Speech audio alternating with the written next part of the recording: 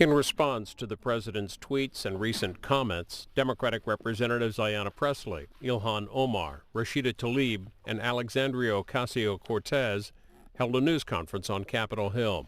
It's 20 minutes. Well, first I want to say thank you to all of you for being here today. And I want to send a message of gratitude and thanks to the solidarity that we have received from every corner of our country, from our colleagues to our neighbors. We are grateful for your solidarity, your encouragement, and your support in the face of the most recent xenophobic, bigoted remarks from the occupant of our White House. I will always refer to him as the occupant, as he is only occupying space.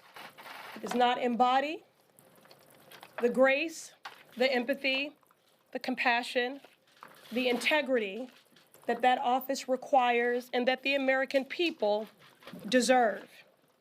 That being said, I encourage the American people and all of us in this room and beyond to not take the bait.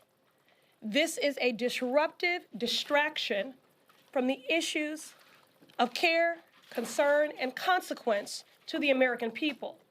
That we were sent here with a decisive mandate from our constituents to work on.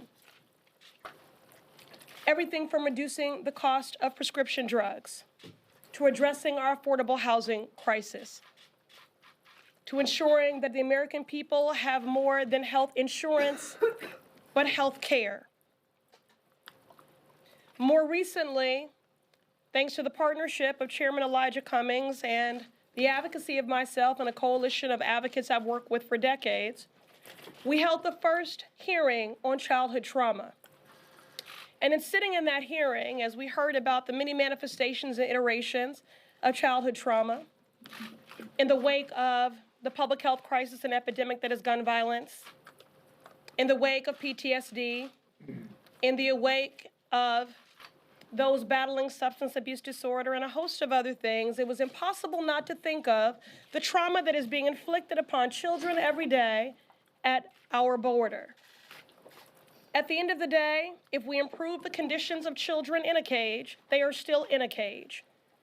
And we are viscerally, vigorously, and fundamentally opposed to the criminalizing, the vilifying, the mass detention and deportation of migrant families who are simply doing what is their legal human right, and that is to seek asylum.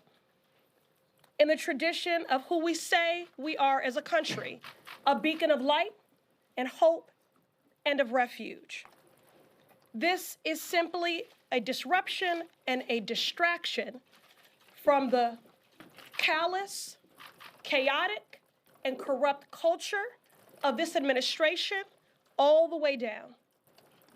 We want to get back to the business of the American people and why we were sent here, reducing the cost of prescription drugs, addressing the public health crisis and epidemic that is gun violence, addressing the racial wealth gap, and yes, making sure that families stay together. I also would like to just underscore the fact that despite the occupant of the White House attempts to marginalize us and to silence us, please know that we are more than four people. We ran on a mandate to advocate for and to represent those ignored, left out, and left behind. Our squad is big. Our squad includes any person committed to building a more equitable and just world. And that is the work that we want to get back to. And given the size of this squad and this great nation, we cannot, we will not be silenced. And now I'll invite Representative Omar to offer a few words as well.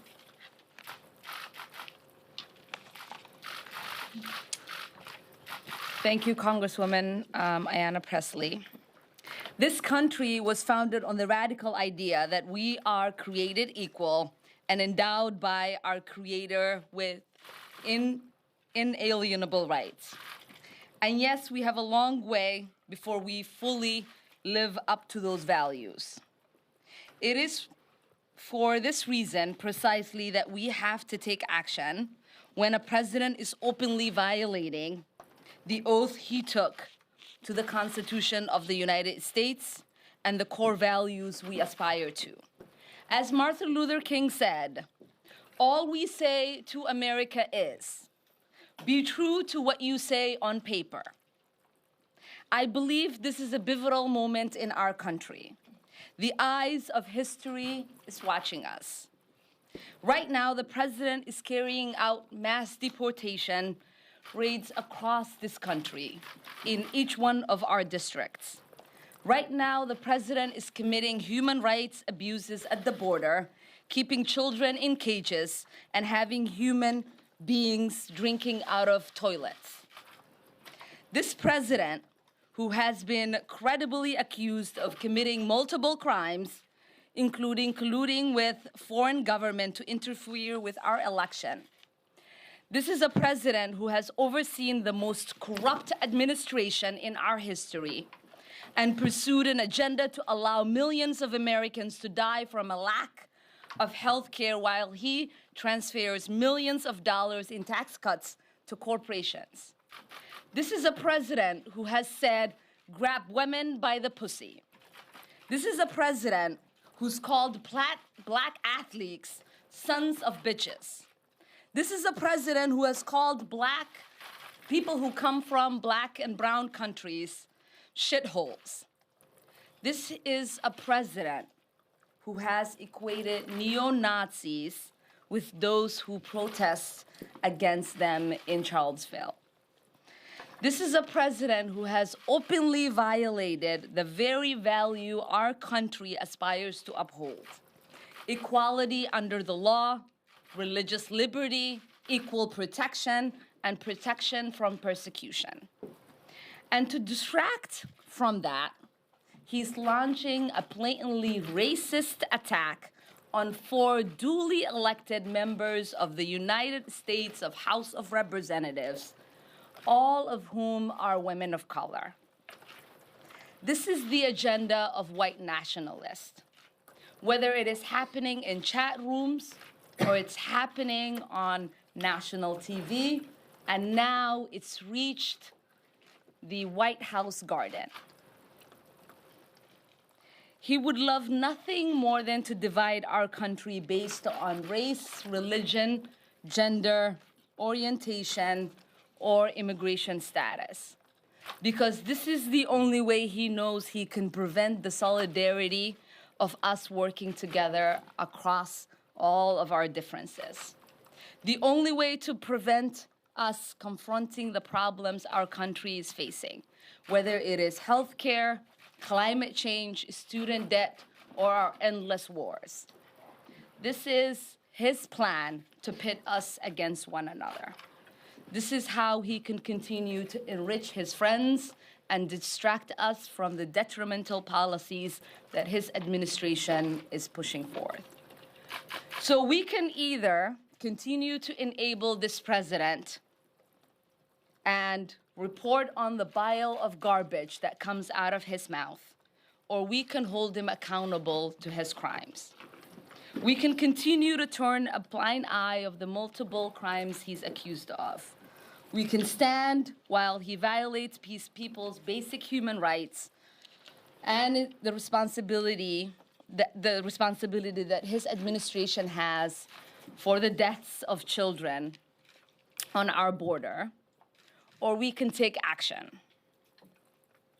I have not made impeachment central to my election or my tenure, but since the day that I'd gotten elected, I'd said to people, it is not if he will be impeached, but when. So it is time for us to stop allowing this president to make a mockery out of our Constitution. It's time for us to impeach this president. So now we're going to have Congresswoman Alexandria Ocasio-Cortez. Good afternoon, everyone. I'll try to keep things as brief, I guess, as I can, but who knows when I get on a roll, right? When I was a little girl, my father took me to the reflecting pool here. We were on a road trip from New York to Florida to visit family. And I've told this story before, but it was my first time ever visiting Washington, D.C. And it was my only time visiting Washington, D.C. for years, if not decades. And he rested me on the side of the reflecting pool and had my toes dip in the water. And he had me look at the Washington Monument, had me look at the Capitol, had me look at the entirety of the capital of our great country. And he looked at everything and he pointed to all of it and he said, "This belongs to all of us. This belongs to you and it belongs to me." And so the first note that I want to tell children across this country is that no matter what the president says, this country belongs to you. And it belongs to everyone. And today, that very notion was challenged. This weekend, that very notion was challenged. So I am not surprised when the president says that 4 sitting members of Congress should, quote, go back to their own country when he has authorized raids without warrants on thousands of families across this country. I am not surprised that he uses the rhetoric that he does when he violates international human rights and takes thousands of children away from their families. I am not surprised that he has turned our public education system under the leadership of Betsy DeVos into a cash cow to enrich himself and his friends. I am not surprised when he corrupts via the Secretary of Transportation. I am not surprised at what he's doing. But I also know that we're focused on making it better, because we don't leave the things that we love. And when we love this country, what that means is that we propose the solutions to fix it. We love all people in this country, and that's why we believe health care is a human right. We love all children in this country, and because we do, that's why we fight for education for all children through college. And so we'll stay focused on our agenda, and we won't get caught slipping, because all of this is a distraction. It's a distraction from what's most important and from our core values as American citizens. And with that, I'll hand it over to Rashida Tlaib. Thank you so much. Thank you to my sisters in service. Thank you all so much for being here. As we all know, the recent tweets and words from the president are simply a continuation of his racist and xenophobic playbook. We cannot allow these hateful actions by the president to distract us from the critical work to hold this administration accountable to the inhumane conditions at the border that is separating children from their loved ones and caging them up in illegal, horrific conditions. I represent the 3rd poorest congressional district in this country, one that is made up of working people who have been targeted by this administration, and their actions and words are hurting them today. I was elected to fight for them, fight for the 13th congressional district. They sent me here to Congress to fight back against the corporate assault and the corruption in our country. This means supporting an impeachment inquiry of this president and his actions by the administration and his appointees. Sadly, this is not the first, nor will it be the last time we hear disgusting, bigoted language from the president. We know this is who he is, and we know that he and his administration are constantly engaged in actions that harm residents and American people in our country. Many members of Congress have called for his impeachment because of his utter disregard and disrespect of the United States Constitution. And despite this and other many attempts to distract us, I remain focused. We remain focused on holding him accountable to the laws of this land and accountable to the American people. I urge House leadership, many of my colleagues, to take action to impeach this lawless president today. And now we'll take 2 or 3 questions. Mary? Thank you very much. The president today said that many people agree with him and support these comments. I'm wondering if you can speak directly to those supporters of the president and explain why these comments are so harmful and hurtful? And on a personal note, if you can discuss the consequences and impact a bit of these comments. Have you had to up your security? Are you receiving increased threats?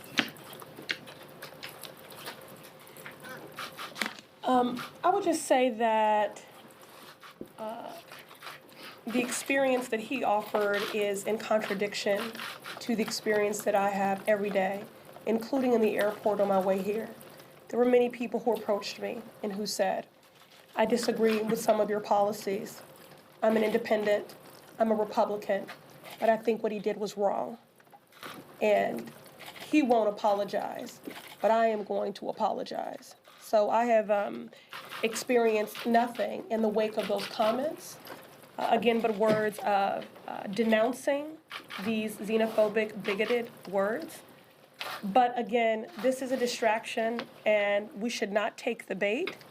We can sit here and continue to recycle his hateful rhetoric, of which I cannot feign surprise or inflated outrage, because he is, if nothing else, predictable.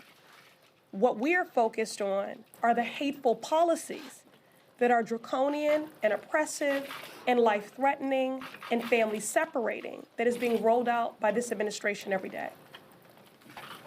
Congresswoman Omar, Congresswoman Omar in particular, but to all of you, can you respond to some of the president's specific claims, most notably that you're a communist and that you're pro-Al-Qaeda?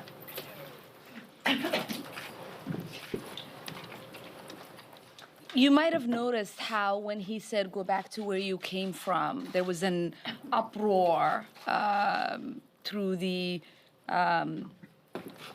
through all of our communities, because every single person who's brown and black at some point in their life in this country heard that. Now, when he made the comment, I know that every single Muslim who has lived in this country and across the world has heard that comment. And so I will not dignify it with an answer, because I know that every single Islamophobe, every single person who is hateful, who is driven by an ideology of othering, as this president is, rejoices in us responding to that and us defending ourselves.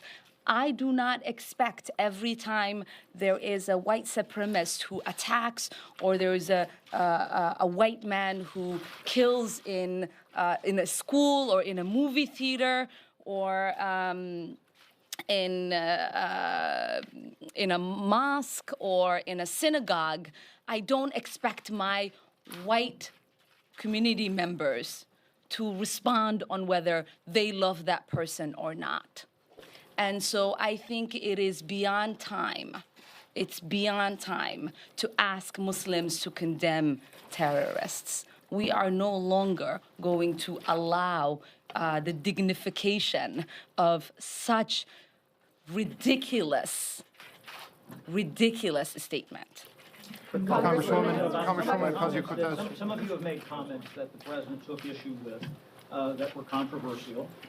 Do you think that some of those comments made, if they were inflammatory, if they were controversial, that this situation would be different? Because he specifically directed some of those same comments back at the floor. Can you repeat that? The president took issue with some of the comments that some of you have made on a host of issues and turned them back around at the floor. Had those comments not been made, whether they be controversial or not, and you perceive them as being controversial, do you think that that would make this situation different? In other words, he would have the firepower to turn it back around. No. Oh, sorry, go ahead. I will take this, and I think Alex has a great answer for this, so I'll let her finish it. Every single statement that we make is from a place of extreme love for every single person in this country. It is part of the mandate of why we ran for office and why we got elected. Every single person wants to make sure that they have people in the halls of Congress that is fighting to make sure that they have health care, that they have an education that is suitable in the United States, that they have access to proper roads and bridges, that they have access to clean water and clean air. every single person here in the United States knows that we are fighting every single day to create a more perfect union and to fight on their behalf.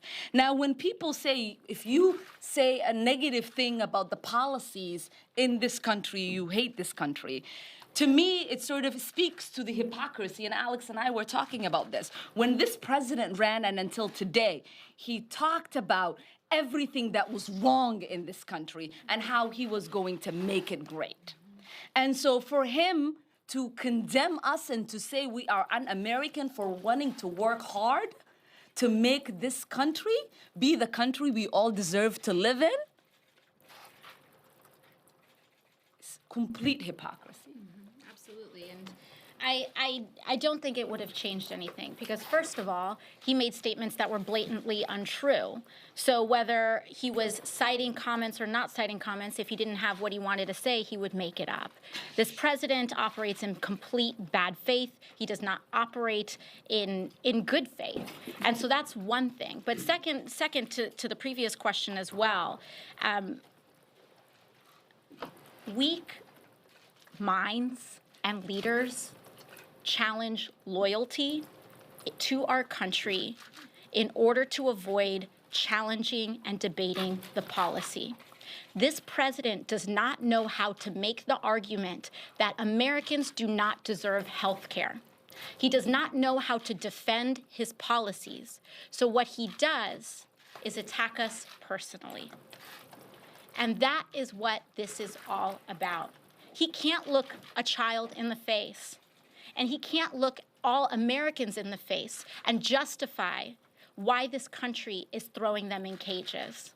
So instead, he tells us that I should go back to the great borough of the Bronx and make it better. And that's what I'm here to do. Congresswoman, last week. Thank you all so much for being here. We really do appreciate it. Thank you very much. The full House is now expected to take up a resolution condemning President Trump's comments about members of Congress. That's expected on the floor tomorrow. As always, you'll find live House coverage here on C-SPAN.